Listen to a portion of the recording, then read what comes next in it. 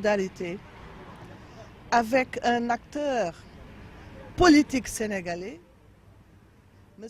Ousmane Sonko, dont le siège de son parti a été saccagé hier par des nervis. Alors nous voulons dire notre amertume face à un scandale qui fait que le Sénégal ne peut plus, en tout cas au moment où nous nous trouvons, être classé parmi les pays de démocratie. J'ai exprimé aussi aux militants et responsables de PASTEF notre solidarité et saisir l'occasion pour lancer un appel solennel à tous les acteurs pour que nous sachions que la stabilité du Sénégal est son bien le plus précieux. Et des actes de cette nature menacent sérieusement cette stabilité et faussent la perception que l'opinion internationale peut avoir de notre pays. Et rappeler que les deux fonctions premières d'un État, c'est de garantir la sécurité et la justice. Si les acteurs de cet État eux-mêmes ont recours à la création de milices privées, au recours à des nervis, cela signifie qu'ils n'ont pas confiance en leur propre sécurité et en leur propre justice. Et ça, c'est manquer de sérénité et risquer d'entraîner le pays dans un chaos absolument indescriptible. C'est de la responsabilité première du président de la République de veiller à ce que toute la lumière soit faite sur cette agression sauvage et que les auteurs soient rapidement identifiés, trouvés et remis à la justice. Vous savez, moi, rien de cela ne me surprend. Vous savez, le président Macky Sall, il a avec lui la totalité des forces de police. Avec la gendarmerie et tout l'attirail qu'il a eu. Ça ne lui suffit pas. Il faudrait qu'il y ajoute des nervis. En réalité, il faut que les Sénégalais comprennent qu'ils sont en danger et qu'ils le sont depuis très longtemps. Qu'ils le sont depuis très longtemps parce qu'il y a des signaux qui ne trompent jamais. Et de ce point de vue-là, moi j'en appelle simplement à la lucidité, à la responsabilité des citoyens. Nous avons ce pays en commun. Et ce que nous voulons, c'est la paix et le développement. Et à tous les niveaux et sous toutes les formes, nous constatons maintenant qu'il n'est ni porteur de paix, ni porteur de développement, encore moins de transparence, de régularité dans les élections. Ce qui s'est passé ici est ahurissant. Je disais tout à l'heure que je ne reconnais plus mon pays. Je ne reconnais plus mon pays parce que nous ne connaissons pas ces actes de barbarie. Ce sont des actes de barbarie que le Sénégal, dans sa totalité, réprouve. Il est temps que ça s'arrête. Pour cela, nous demandons au procureur parce que le camp du pouvoir sortant ne nous écoutera pas. Il nous reste maintenant seulement d'interpeller le pouvoir judiciaire. Le procureur doit prendre ses responsabilités. Les forces de sécurité doivent prendre leurs responsabilités. Je ne sais pas si on doit les appeler des tontons Macour ou des sales Macour, mais saccagés, littéralement saccagés. Et c'est quand même particulièrement grave pour la démocratie au Sénégal. Nous l'avons déjà eu des indices il y a quelques jours. Aujourd'hui, le pays va aller, je pense, de mal en pire, hein, parce que nous sentons une tension, il y a de la violence un peu partout. Nous allons manifester, il y aura de la violence. Les nuits, il y a partout aujourd'hui de la violence à Dakar et ce week-end dans les différentes régions du Sénégal. Le pays va mal. Le pays va mal et je pense que, en tout cas, l'élection présidentielle commence mal au Sénégal. Le pouvoir se permet de faire circuler des nervis que l'on appelle marrons de feu et qui se permettent de casser physiquement et matériellement les personnes et les biens.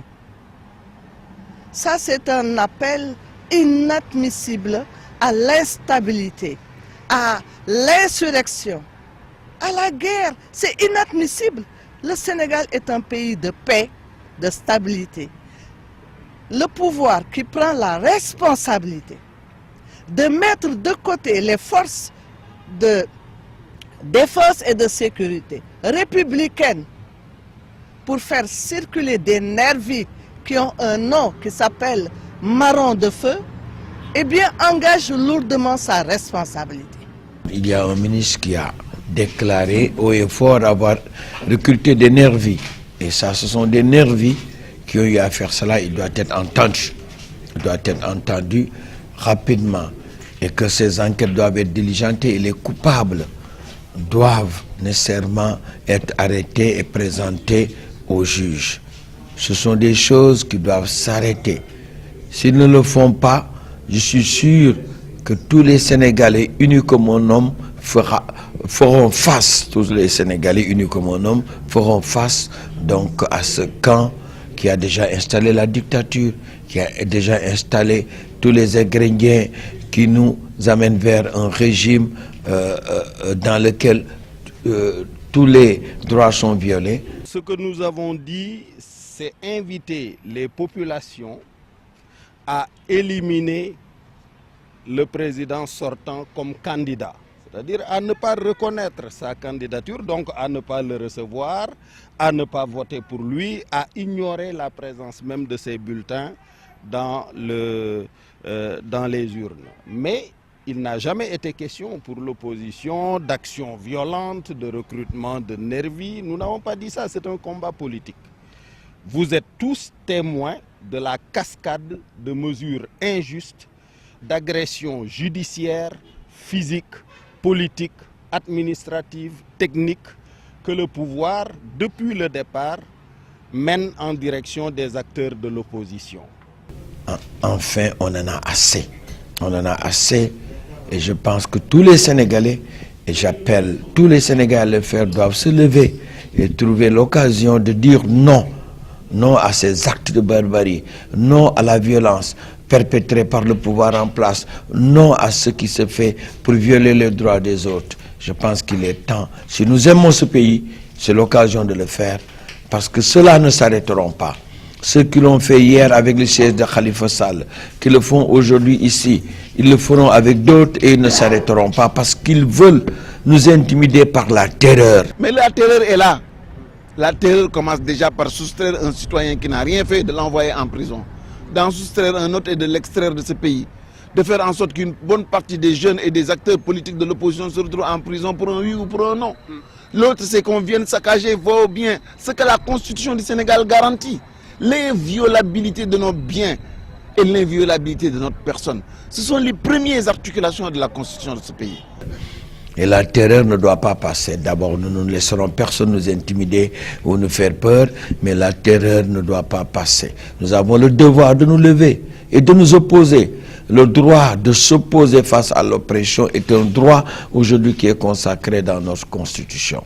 Vous voyez toute la violence qu'il y a, pas seulement physique, mais celle-là qui consiste à entraîner les gens sur le parrainage, à soustraire les cartes d'électeurs, à transformer le fichier électoral, à le rendre indisponible, à faire de l'acharnement sur des acteurs politiques, à expulser la majorité des acteurs politiques du jeu électoral et de la présence au niveau des présidentielles.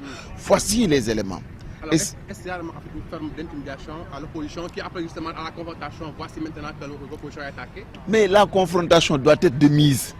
Je l'ai dit depuis très longtemps, parce que les gens n'auront pas le choix. N'auront pas le choix parce que celui-là, il est prêt. Il est dans des dispositions d'arracher le pouvoir en dehors des règles de la démocratie, de la transparence et de la régularité d'un scrutin.